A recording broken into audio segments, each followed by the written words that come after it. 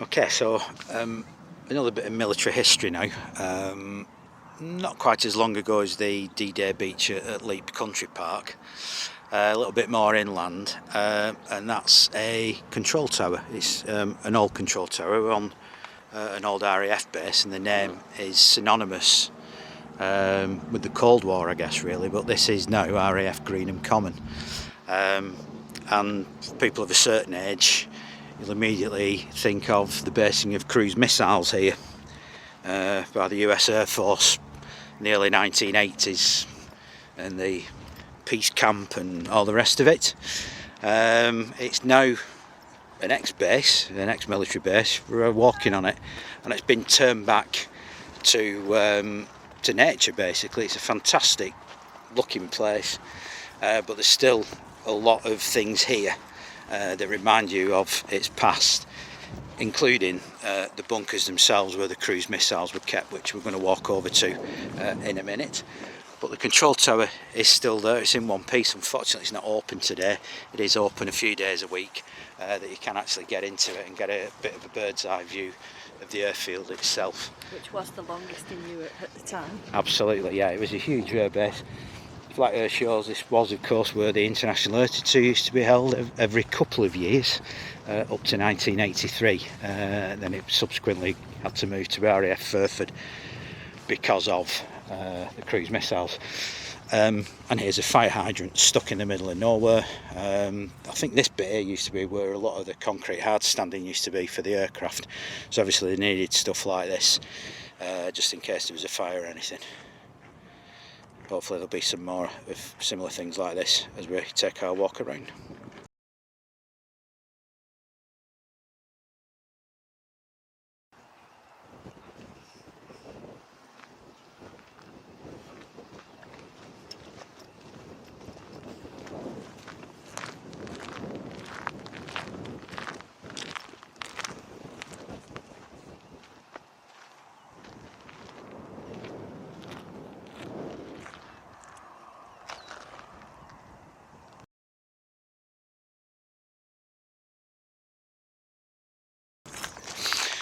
Okay, so we've been walking probably about 20 minutes or so now. We're in the southwestern part of the base, and there's loads of cows knocking around. But this is probably the bit that A is probably the most controversial part of the airfield, and B probably the bit that's still most intact, apart from the control tower.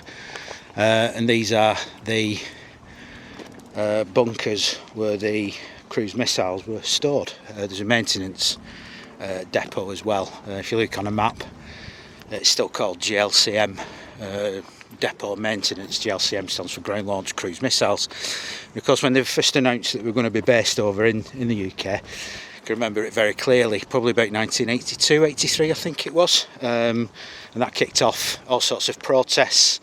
If you had to really be alive at the time, I think, to just understand what it was like at that point in the Cold War, where there was all sorts of fears that things were going to happen, the bombs were going to go off any day, and all this, that and the other. Big uplift in C&D membership, RAF Greenham Common Women's Peace Camp. There was all sorts of controversy, but it really is weird to think actually what was stored in there, the destructive power of them, and you know, launching a couple of those would really probably have seen the end of the world, really, because that would have just meant that we were in no longer in the Cold War, but in a hot war. How many did they have? Is it one per hull? I presume so, yeah, I'm not quite sure, but I think there's about 7 or 8 of these bunkers. And they're here today, looking pretty benign, though I don't know, there's a bit of an air of menace about it, really. There's 3 lines of wire fencing still here. It's still got razor wire and barbed wire on it. Some of the units I think are used now for business purposes, but obviously, you know, they stored nuclear weapons, let's be completely honest about it. So you've got that on one side, and then you turn around and you've got that view with the cows and everything. Looks like something out of a Constable painting. And I think the sort of juxtaposition of it is is weird, really, I think. Like I said, I think if you grew up, you know, in those times, to be sort of here now and looking at it, is like I said, is a little bit bizarre, really. It's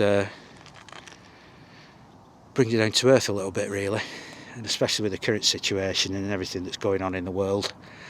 You know, this was what it was like, and I hope to God we never get to that point again where we've got to have these sort of things, and certainly never ever to use them.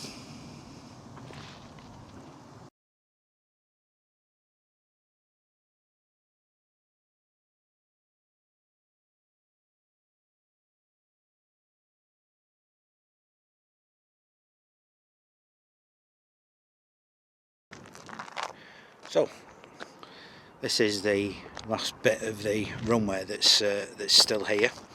No idea how far it is down, but the actual main runway was a tremendous length, one of the longest in Europe. And there's a taxiway off there, that's on the south side of the airfield, and another one on the north side. You can see the width of it there, and like I said, this is the only remaining part of the main sort of tarmac of the main runway here at Greenham Common.